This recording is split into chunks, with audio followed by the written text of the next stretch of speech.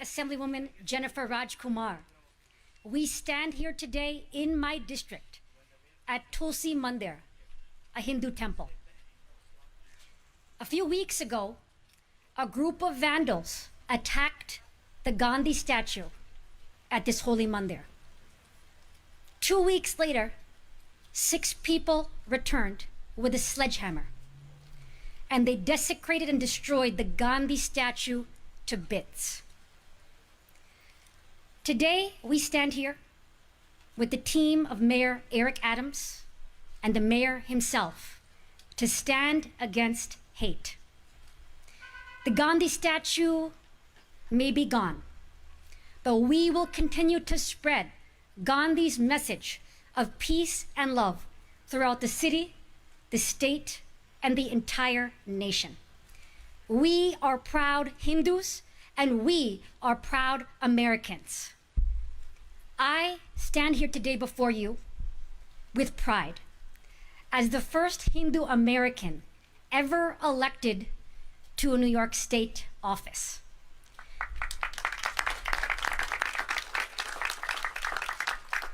When I was running for this office, I came here to the Tulsi Mandir and I bowed down to the goddess Durga and asked for her blessings. And she showered me with her blessings. And that is why I stand before you as the State Assemblywoman. As the State Assemblywoman, I have represented you well.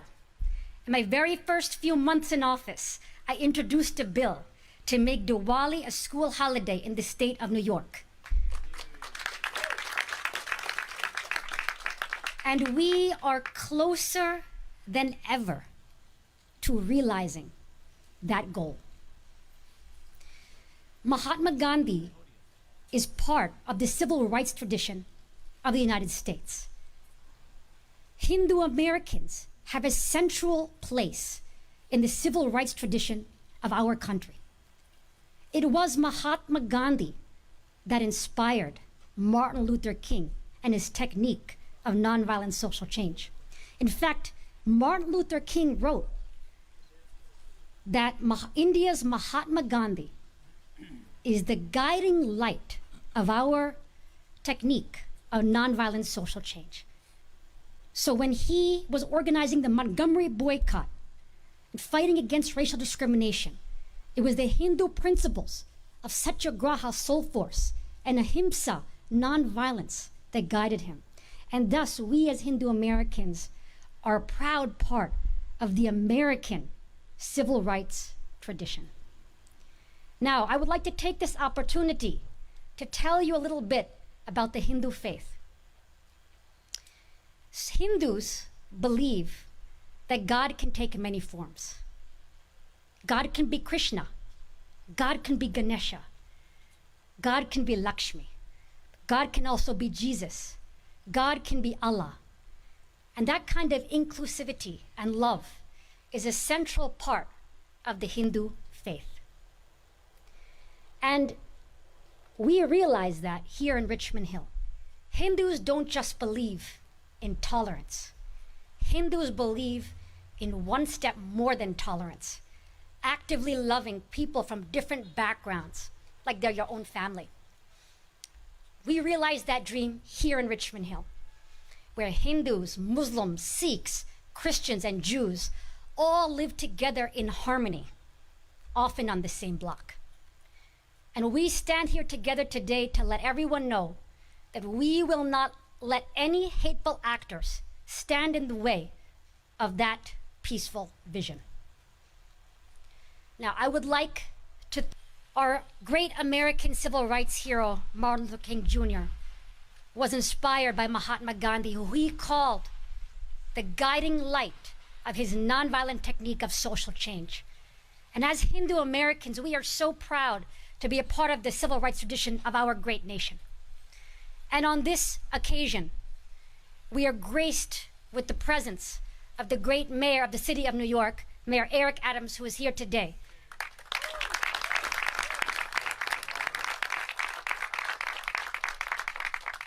He is not a new friend to our community. He is an old friend of our community. And in fact, when he was running for mayor of the city of New York, he came here with us to the Tulsi Mandir. And Lord Ganesha blessed him and removed all obstacles from his path. And now he is the mayor of the city of New York. I was so proud to be the first state elected official in Queens to endorse him for mayor. And I have to tell you that he has a way of making everyone around him believe in something greater than themselves. He is somebody that gives 1,000% of himself every day. And it's not easy to run the city, to solve the problems that we face. Emerging from the COVID-19 pandemic, facing rampant crime, facing the distrust and disillusionment that people have in our institutions. But from morning to night, he gives 1,000%. And that's why our community gives him 1,000%. He has also stood with us. He came here to celebrate Holi with us earlier this year here in Richmond Hill. He is a champion of Diwali. And he, like many of us, including myself, adheres to the plant-based diet. And practices meditation. So, on the streets, people actually call him the Hindu mayor. Let us give a warm Richmond Hill welcome to the mayor of the city of New York, Eric Adams. How do you beat that? Thank you so much, Assemblywoman, for just being a real partner as we fight to not only remove hate, but to create an environment where hate will not fester and grow. Energy never dies, even when a hateful act attempt to destroy energy, it continues to perpetuate itself.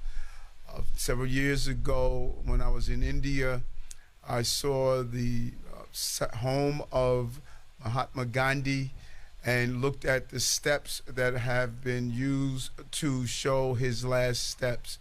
And the bullet may have took away his physical presence, but his energy continues to live.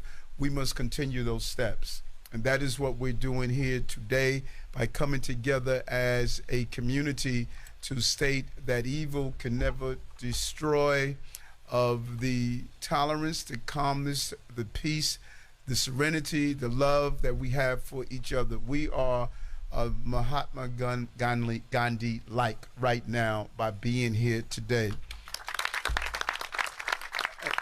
And so to my Hindu, Muslim, Sikh, Christian, Buddhist, Jewish, all New Yorkers are united today, and that's who you see here with us as we come together to talk about the second attack on the statue of our leader, Mahatma Gandhi, right here in the temple in during the month of August.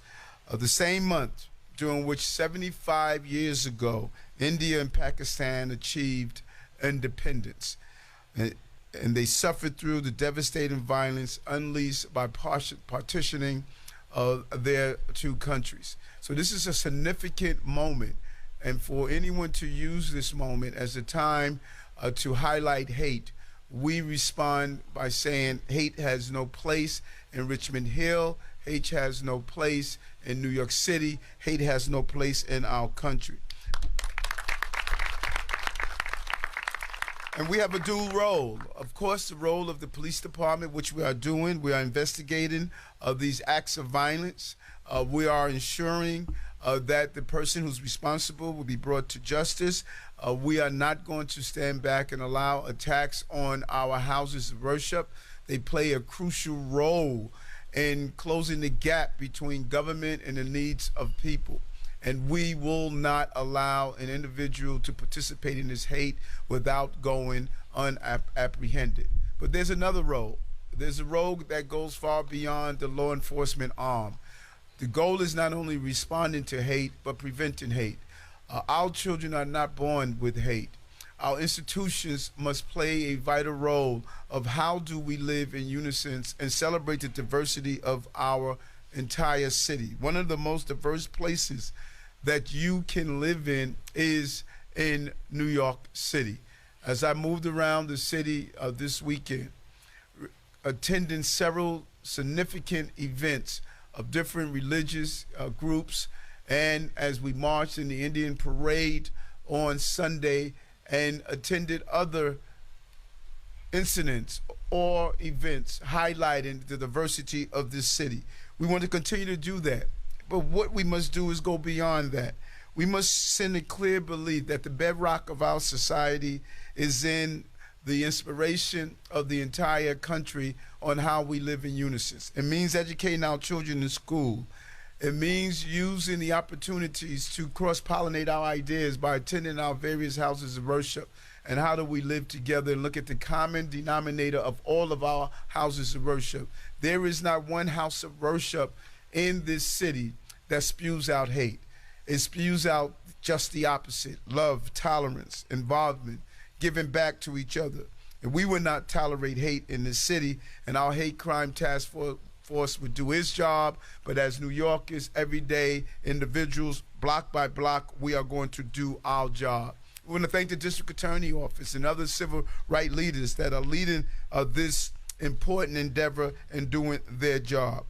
We're going to zero in on our classes. We're going to encourage you to participate in our Breaking Bread Building Bond, 100 dinners across the city. We want to increase it to 1,000 dinners, 10 people at each dinner, all coming from a different background and talking to each other, sharing who we are, why we do what we do, and the role that we all participate in our faith-based institution. And we want to lift up our AAPI community. They have experienced a level of hate, as well as our Jewish community with the level of anti-Semitism. The common denominator of those who are participating in hate, no matter what group you are from, is to hurt people based on their way of life. We're saying no to that. We are going to embrace our communities. We're going to embrace our way of life.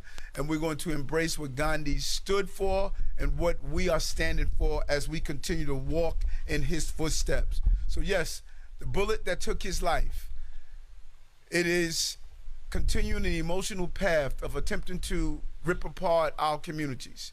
And if we respond to that hate and allow the emotional path of that bullet to continue, then we failed the life of Gandhi. Today we stand together as Jews, Christians, members of Sikh communities, and all the other communities that are part of us, to stay. That bullet is not going to continue to rip us apart. We will be united. And that is why I'm here today, standing with you as the mayor of the city of New York, and say we will continue to be a united city and live, stay, build, grow together as we cycle through the horrific experience of COVID-19. We overcame COVID-19 because the globe came together to find a vaccine. Now we will come together as citizens to find the vaccine of love to deal with the virus of hate and ensure that we finally bring it